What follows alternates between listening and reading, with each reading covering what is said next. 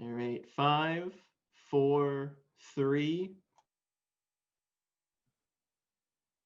Hello and welcome to Discussing Fitchburg Now.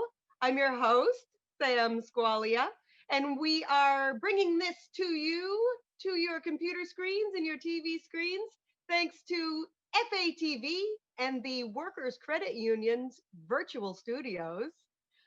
We have a great show for you this week. We're talking with members from Haitian Outreach, and we have an update on one of their university students from Haiti, right, live. And then in the second half of the show, we will be talking with the director, Roy Nascimento, of the North Central Mass Chamber of Commerce on their recent economic impact study of the COVID-19 pandemic. So up now, I have I have Haitian Outreach. Thank you so much, everyone, for coming on. We have the director, Pauline Aliskevich, and her husband John is also a co-director. And we have Paula Lanson, who is a partner in Haitian Outreach. And we also have Diego. He is one of Haitian Outreach's university students and has been affiliated with Haitian Outreach for about 10 years now. Thank you so much for coming on. You're welcome. Thank you for having us. Great. Okay, so let's start with the background with Pauline. If you can explain what Haitian Outreach is, when you were founded, why, and what you do. Sam, thank you for having us on your show again. We love being on FATV with you, and we appreciate the invitation. Haitian Outreach has been in existence since 1998. It is a child sponsorship program, a 501c3 nonprofit organization searching for sponsors all over the United States, Europe, and Canada to sponsor a child to go to school in Haiti. We prepare backpacks for them, and we see them and deliver the backpacks in March every year. Today we have with us Paula Lanson, RN, who is going to help us to have people understand what Haitian Outreach is and does. And also, we're very happy to have one of our students who is presently in Port-au-Prince, Haiti, on the magic of Zoom, Diego Dorlean. And he's going to speak with us today about his situation at college. Diego's sponsors, attorney Craig Reynolds and Tracy Reynolds, have sponsored him since he was a young boy to go to school. Great, Paula. Do you want to give us your insight? Sure. Haitian Outreach, I joined about 6 years ago, and Haitian Outreach is integral to help the students who otherwise wouldn't be able to go to school, because in Haiti, there's only about 15% of the children can go to a state-sponsored school, and the rest of them have to pay tuition. So it's a tuition-based school system. And a lot of our families, even though their parents are working or trying to work in a very difficult situation there, they need help going to school. And we work in conjunctions with the Sisters of Mary Queen Immaculate, and they find students for us who have the greatest need. And so we feel our mission is to educate the children of Haiti. So in order for them to become productive citizens and be able to solve their own problems in Haiti. And Diego is one of our star students. And I really feel that today we should talk to Diego because he's our success story. He's why we do this. Great. Well, Diego, thank you so much for coming on. It's amazing that we're able to talk to you in Haiti. Do you want to unmute yourself so we can hear you? Okay, first of all, my name is Diego. Um, I'm a member of Haitian Outreach, a student, and I'm very happy to be here with you. We are happy to have you. Thank you so much for coming on. Why don't you tell us a little bit about your experience? Oh, okay. About my experience with Haitian Outreach, I can say one thing. It was a good experience because um, before I meet Haitian Outreach, I have a goal. I have a goal. I had a goal. I had an objective or dreams, and Haitian Outreach hold my hand and move forward for me. So since the day I met Haitian Outreach, now I get success. I can see I'm better than I was for since 5 years. Oh, that's wonderful. So how have you been able to go to school and university for years? Uh, I'm in my third year of studying accounting. Studying accounting? Accounting, yeah, accounting. And how far is your university from home? Um, During the corona, the virus, um, we could not go to the university. So my school did online class for us. So you're able to do online classes. That's wonderful. Yeah, we did it. I did it. We follow all the class online, even if there are problem of electricity. So I try to make my best to be ready for the class. Diego is prepared to walk around a little bit so you can see a classroom in Haiti and show you a little bit of the grounds of where he goes to school. And he is as he said, third year accounting student and aspires to be a CPA when he graduates from his fifth year at the University of Port-au-Prince. He is an A student, and we are very proud of him and proud of the accomplishments that he has made because, as Paula said, he is a success for Haitian Outreach. And Haitian Outreach needs to show success to continue the work that it does with the children. And Diego, are you able to show us a classroom in Haiti? Okay, there's no problem. I will do that now. Okay, You ready? yes. Yeah, let's see the classroom. And that's my friends who is working because they are going to have end exam. Okay, so they are preparing. They are working. So now I'm going to show you a class.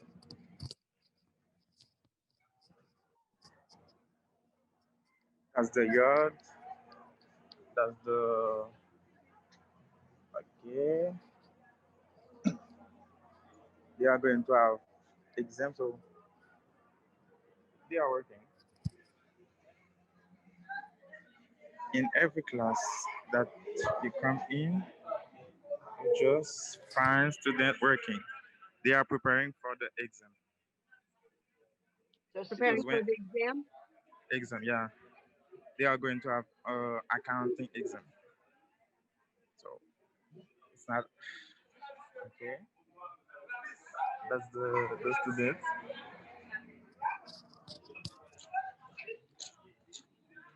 Hold your phone up, Diego.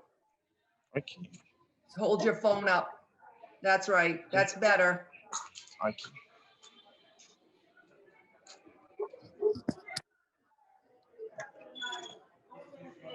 Students. Students working. It's students working. Okay. Wait for me. Students working. Diego, while Yes. you're walking, tell us, how is it when you have to pay tuition? What happens when you have to pay tuition in Haiti? What's happened? What have you, let me ask the question again. Have you ever gone hungry because you had to pay tuition to go to school? Oh yes, yes, yes. Um, Going to school in the AD, I can say it's a struggle. Okay, sometimes you have to pay school, while you are hungry. Sometimes you don't have money to pay transport, and you go to school on foot. Okay, so I can say, uh, going to school every day in Haiti, it's always a struggle, and So that's the you, reason. good, good. Remember, so what you're saying, Diego, is every time when you have to pay tuition, you could not have money to go to eat or find, be able to afford transportation to school, yes? Diego, Okay, you hear me? Yes, yes. we see you. Okay, Diego, I'm here. okay. Tell us again how you have to, is it a struggle? You said yes. Have you gone hungry in order to pay for tuition? I don't hear good. Have you not had food when you pay for tuition for school? Yes, sometimes um, I just me and my mother, we just have money to pay the school, and we just stay like this. I go to school without food. Because of some of the unrest in the country, people have not been able to return to work in hotels, in schools. Diego's mother is a housekeeper in a hotel. And of course, tourism there is down a lot because of the coronavirus, first and foremost, and also because of the unrest, the civil unrest in the country. And so it's just the two of them who live in a one room house. And Diego gets money every semester for school and for books and for any other expenses that he needs to stay into college and university. But if that money is all taken up by the cost of the university, then they don't have anything left over for food, is what we're trying to explain. That most people there live the same way. They don't have running water in their places, and their facilities are outside of their buildings. So he's very fortunate to be able to go to university and be sponsored on a scholarship from Haitian Outreach and his sponsors who help him go to school. Diego, let me ask you about the impact of the coronavirus on you personally. How has coronavirus impacted you?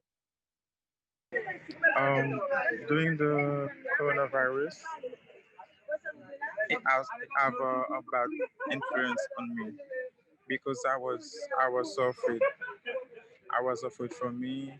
I was afraid for my family, and I was so sad too for those people who die in Haiti or other countries. And during the coronavirus, I was staying home. I was because I was confident I couldn't go to school because I was afraid, so as not to be infected. And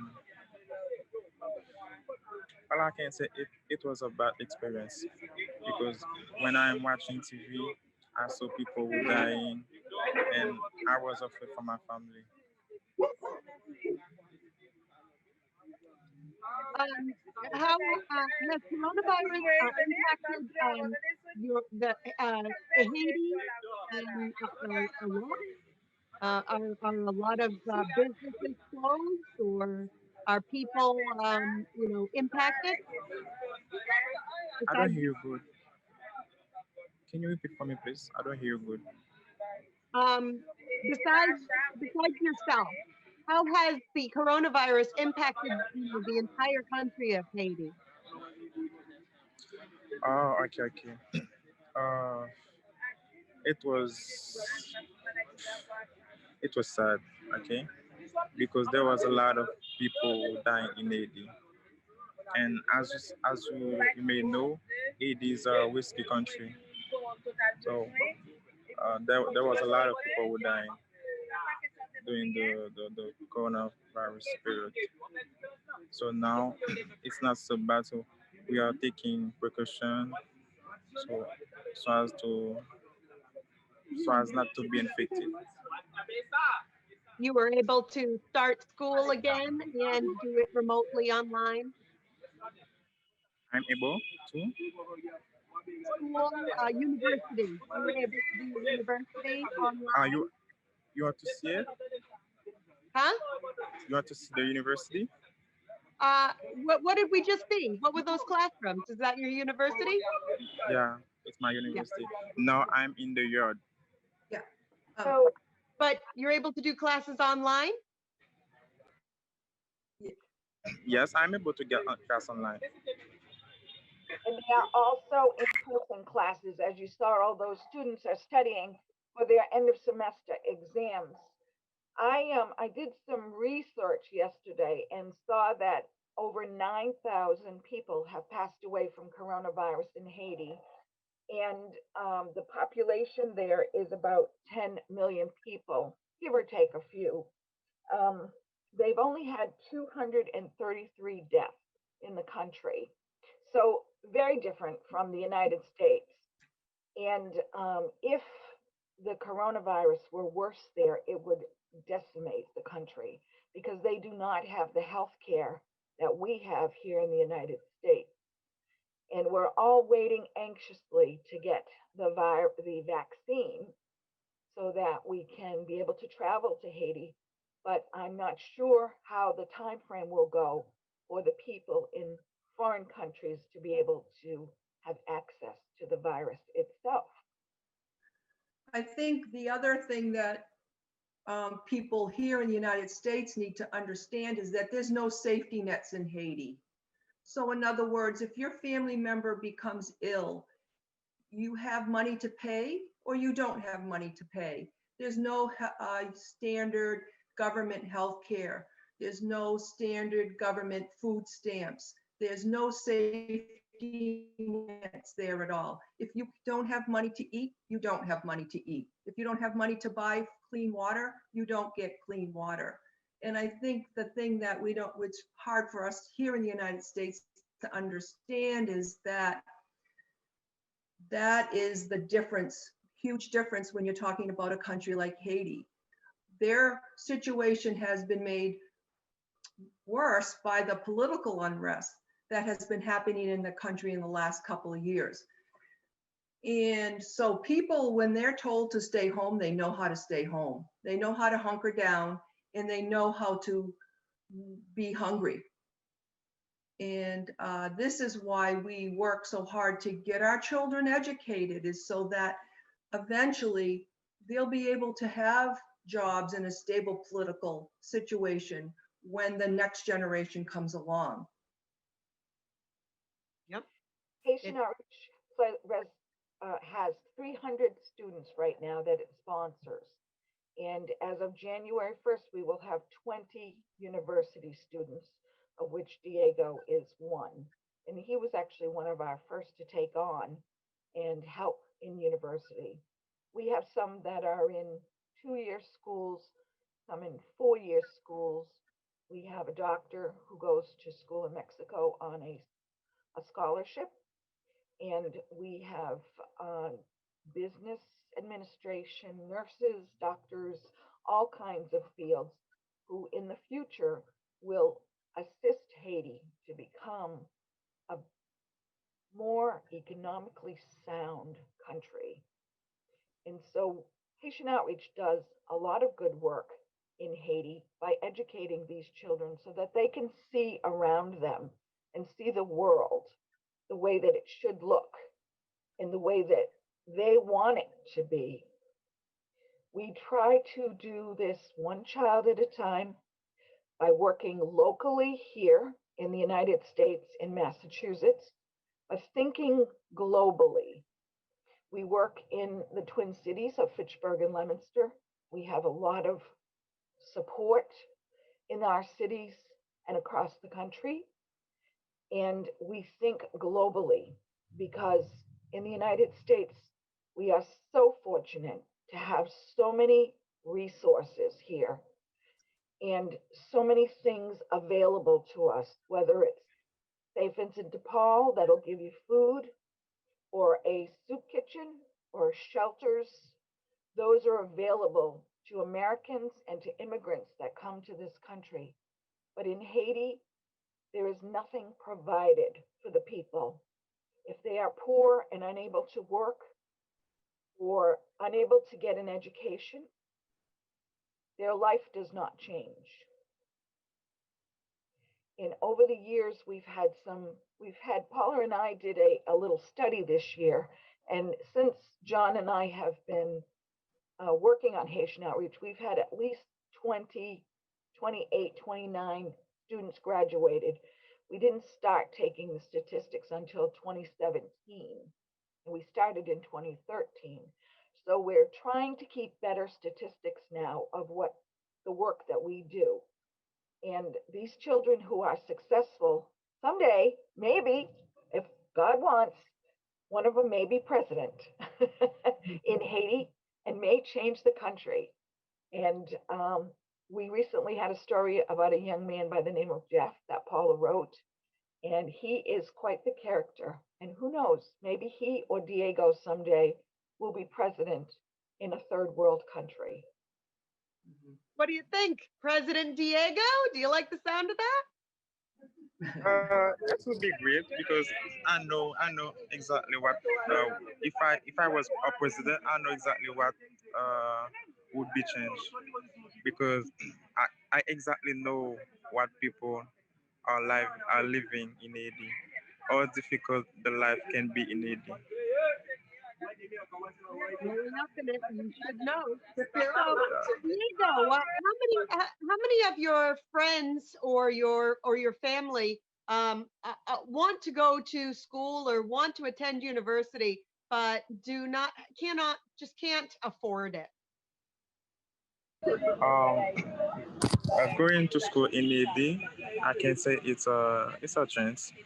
It's not giving to everybody because sometimes you can have the dreams, you can want to go to school, and your mother don't have the means to push you at school. Sometimes they just have the means to feed you, to pay the rent, and they don't have enough money to pay school for you. That's the reason why I am a chance football because I have the chance to go to school. That's the reason why I'm making all my efforts to get success. Attending school can be considered a luxury in Haiti, like you've described. But Haitian Outreach is sponsoring 20 university students, and if we here in the United States, here in Fitchburg and Leominster, want to support Haitian Outreach to send another student, or how does this work? Does a family sponsor one student every year, or do they sponsor many students? How can we help send more of Diego's friends and other kids in Haiti to be able to have the same opportunities that Diego is having? Yeah, well, I sponsor 3 children, but you don't have to sponsor, you can sponsor one. And we start with the little ones, first grade. I have a student who is now in the 8th or 9th grade, and 2 in the 8th or 9th grade. And then I have a young woman who is in high school, but I had little ones. It's fun because we're an organization that we touch every child that we service. So it's not like some of these organizations where you give your money and you get a picture. You help us with donations for a partial scholarship to school, whether it's grade school. The parents have to come up with the rest, so it's a hand up. We supply school supplies that help with the student, and some sundries like shampoo or soap or deodorant or toothpaste. A lot of the women don't have money to buy sanitary products, we try to include some of those for our older girls. And then we touch every child. So I see everyone's child, and we get to know them, and we get to know, like Diego, he visits with us. And so it's not like some of these other organizations. And so you can go on our website and sponsor a child. You can give us a donation, and we'll use that to help a child go to school that may not have a sponsor. And it's can be one and done. You could do it for 1 year. You could get hooked in like me and feel like I'm going to be doing this for the rest of my life.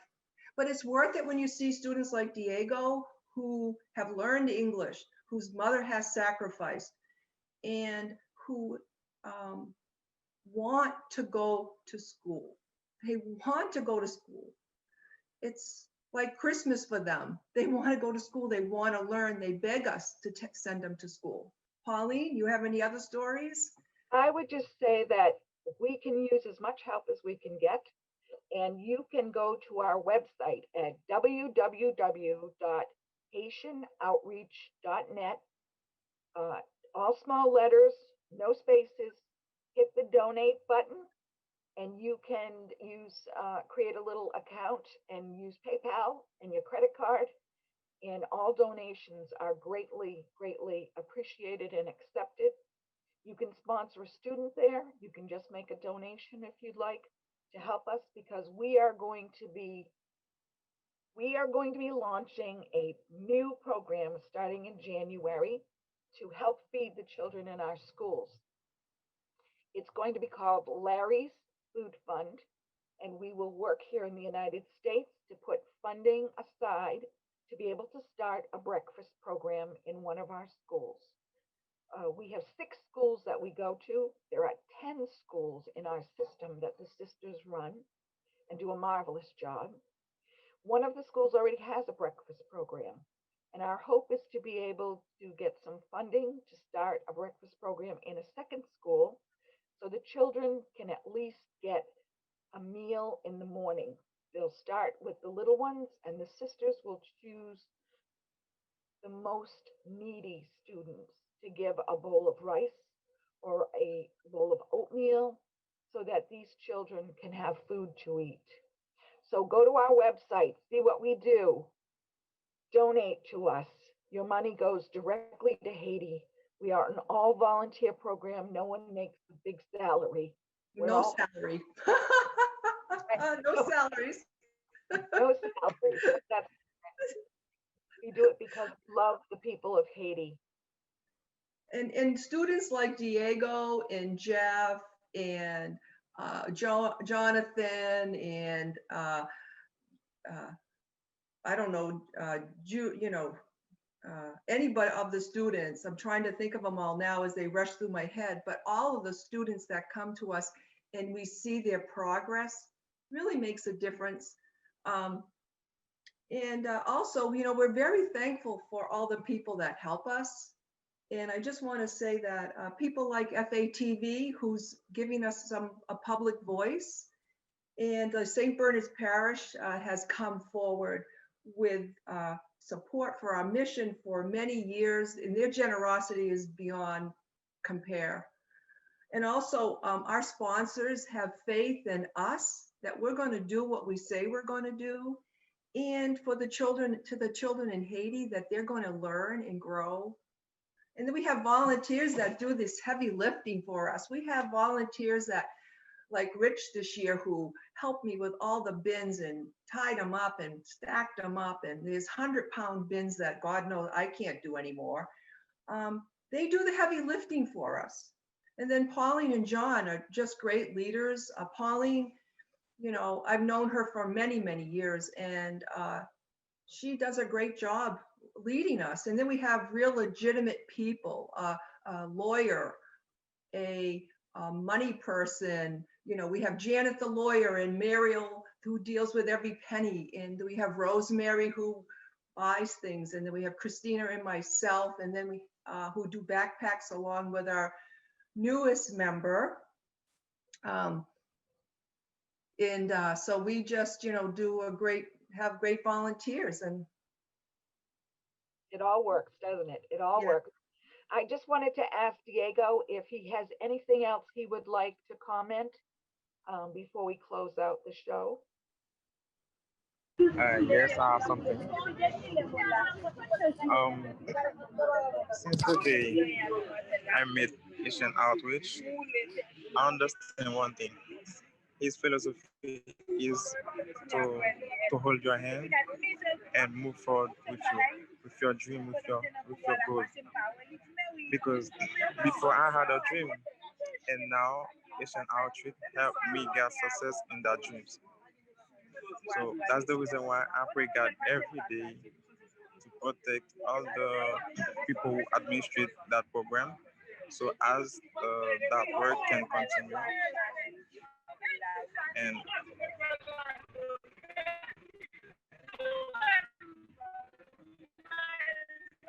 Okay.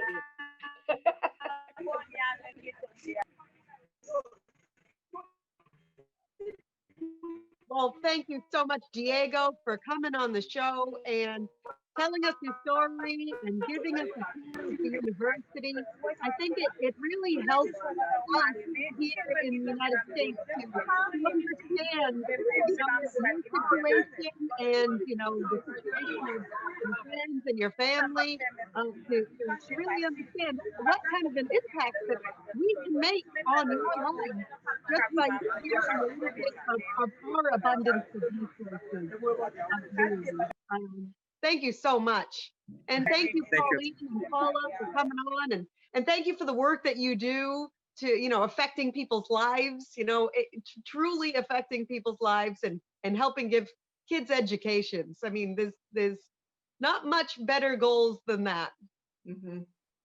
Yes, yes. Thanks, and so thank you for watching at home, Discussing Fitchburg Now. You can learn more about Haitian Outreach at the website. What was that again, Pauline? www.haitianoutreach.net. And hit Haitian that Outreach. donate button. Hit the donate button and look into sponsoring a child like Diego. You could be investing in future accountants or future presidents. Right. So we are going to take a short break, and then we will be talking with the Roy Nascimento of the North Central Mass Chamber of Commerce.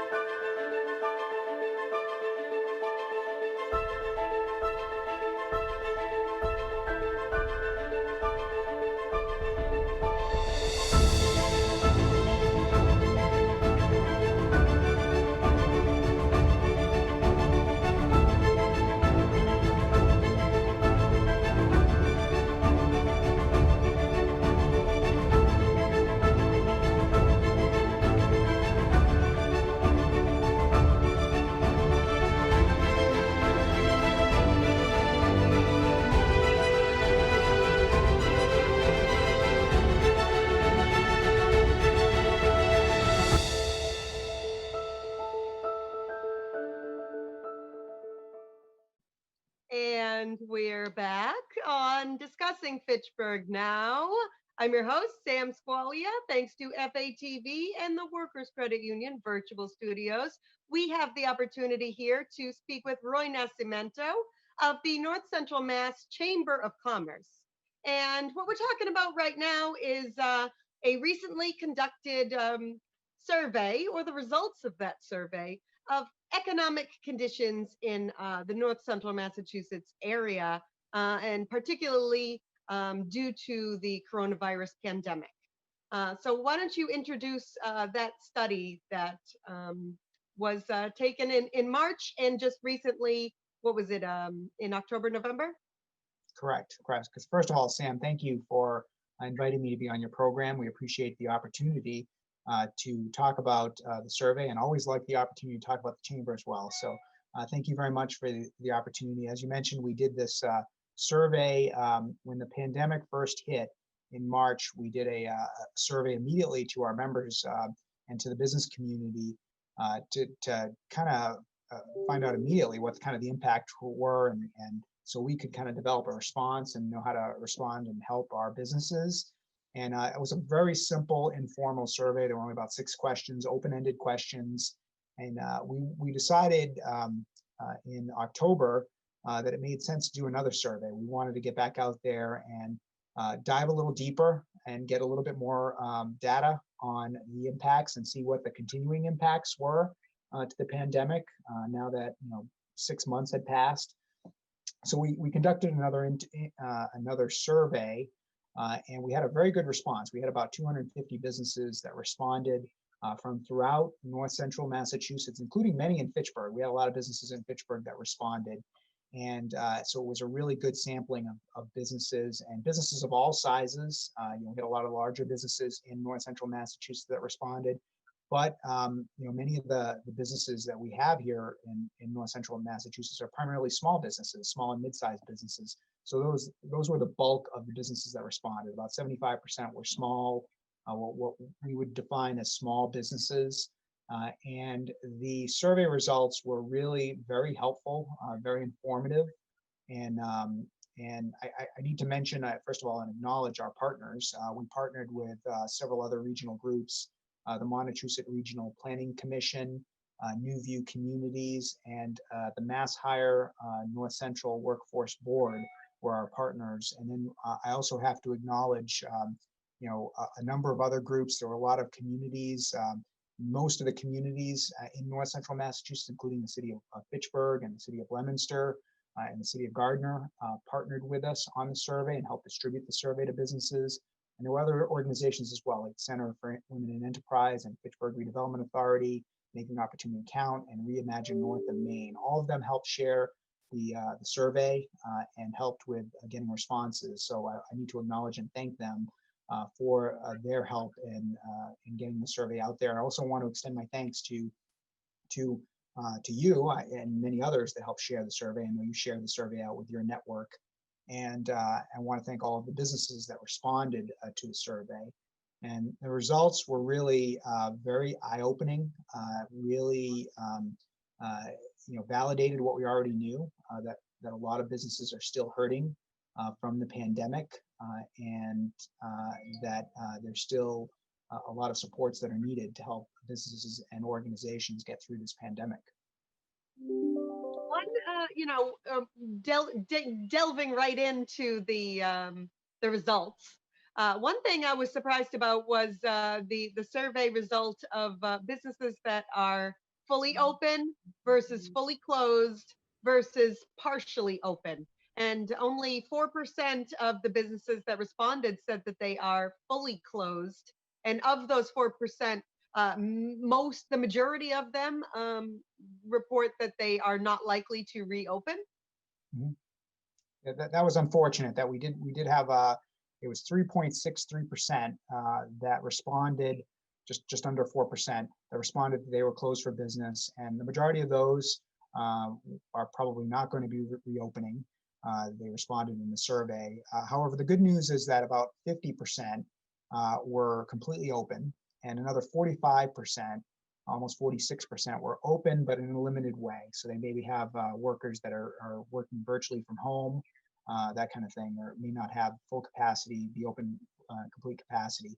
But the majority of businesses at this point were open and responded that they were open in some fashion. So that is, back in March, there were still a lot of businesses that responded that they were closed, unfortunately. So that is positive that we've had a lot of them open, but still, ways to go.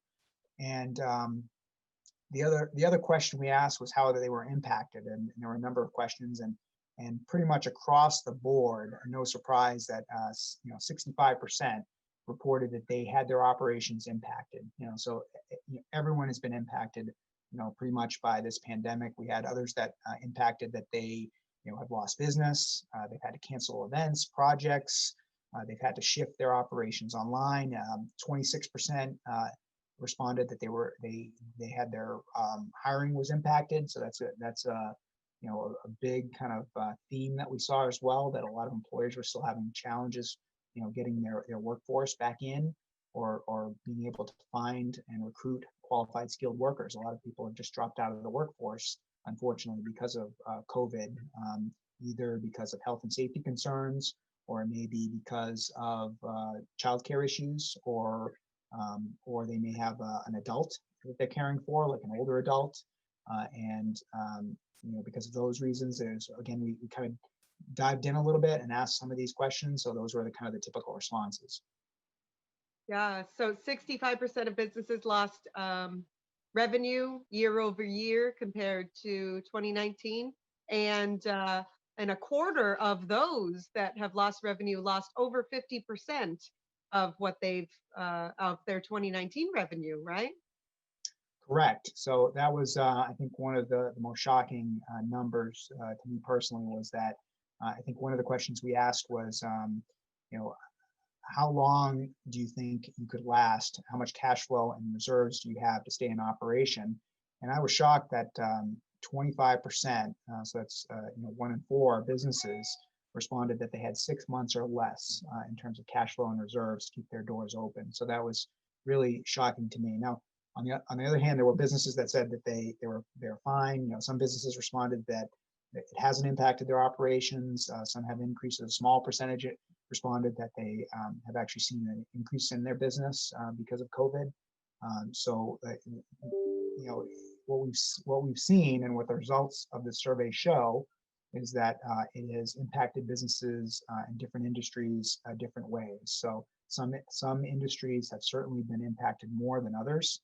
Like the hospitality industry, like restaurants, any kind of customer facing business has been harder hit than other types of businesses, like a manufacturer.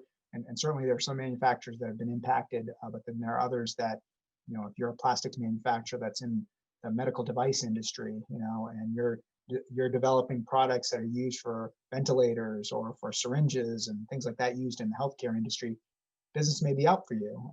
But if you're a restaurant and you're limited in your capacity to less than 50% of what you've traditionally been able to hold, and people are less likely to go out and eat out and dine out, then this has really impacted you. So the 35% of the remaining businesses that either were, had the same revenue since 2019 or seen revenue increases, those industries are typically the manufacturing industries, or were there some other results from the survey that that are interesting in what businesses are thriving during this pandemic in the area? So again, it's my speculation, anecdotally, would be that it's certain industries that are probably being able to manage the pandemic a little better than others. Again, I think those customer-facing businesses, like restaurants, like hotels have been devastated. This has really impacted them in a devastating way. And then others, again, may have impacted their operations, but they're able to manage and weather this a little bit better. I think an example of that is manufacturing as a whole.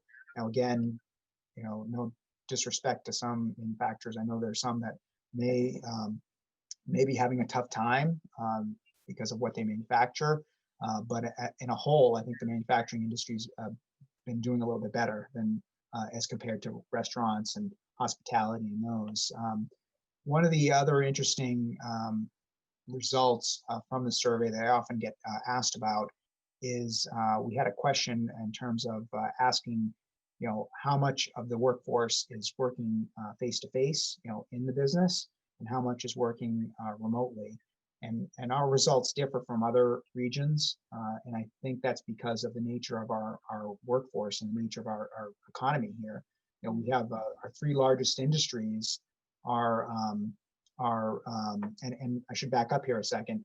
The response showed that a lot of these businesses that responded have not gone remote. They still have a lot of face-to-face kind of operations, in-person operations. And that's what was kind of puzzling to some people. They asked about why is it so much higher here in North Central Massachusetts than other regions? And again, that's because of the breakdown of our economy here. If you look at our 3 largest industries, our largest industries, if you lump them together, would be hospitality, retail, restaurants, food-related businesses. If you lump those together as one sector, that's 19,000 employees. And that would be the largest industry. followed by healthcare, and then followed by manufacturing. And all three of those industries are not industries that really translate well into remote operations. You think about healthcare, those are, hospitals, those are doctors' offices, dentists, opticians. These are businesses that, you're frontline, you're dealing with patients every day, and you can't do that necessarily remotely effectively. And then things like manufacturing, again, some manufacturers were able to move some of their workforce, some of the office and back office kind of workers remotely, but a lot of that has to be, that they're essential workers. They have to, they're manufacturing the products and have to be, that's not something that you can do remotely. And then, retailers and hospitality, again, that's customer facing businesses. That's not, you can't do that remotely. And so those are our three top industries. So you think about, as opposed to other areas of the state, if you look at Boston, you look at some of the other areas, Boston has a lot of office businesses, has a lot of headquarters, they're able to kind of shift to remote much easier than businesses in North Central Massachusetts, if that makes sense. Yeah, and a lot of those Boston workers are, relocating to North Central Massachusetts since they can now work remotely and find places to live and, a standard of living that is less costly than living out in Boston as well. Absolutely, absolutely. So, so the survey results, there's, I don't know, what were there, 20, 25 questions or so? Yes, yeah, there were quite a few questions. It was a longer survey. It was about an average of about 8 minutes for a business to complete the survey. And, some great responses. We did ask them, we asked them not only how the COVID-19 pandemic has impacted them, but we also wanted to know, what resources they're looking for. And obviously, resources and financial resources and Yep. grants. That was going to be my question. How are we using this survey to inform us in order to help the businesses? Absolutely, that's great. And that's one of the reasons why we conducted the survey, was to find out how we could respond to it and other organizations could respond to the needs of businesses. And the first survey we did was very informative to us. And out of that came our emergency loan program. Out of that came our technical assistance that we did, helping with PPP and some of those things. Our jobs board, we pivoted our jobs board because we saw a lot of employers were having trouble with connecting. We had a lot of people that were dislocated from employment because of COVID-19, and we had other employers that desperately needed workers, and so we wanted to connect them. So our jobs board, we pivoted to help those dislocated workers. So this survey, we asked them, what resources have they taken advantage of, and what resources would be most helpful to the business organization. Looks like clearly, the PPP loan program was the most impactful. Absolutely, yeah. Most businesses took advantage of the PPP program, and that was the #1 response. PPP, followed by things like using the business's own reserves, cutting expenses. And then they also took advantage of local programs, local grants and things like that, state grants, state loans. But by and large, PPP was the #1 resource that they kind of tapped into. And that's the Paycheck Protection Program, PPP. That's right. For everyone. Yeah, say that 3 more times.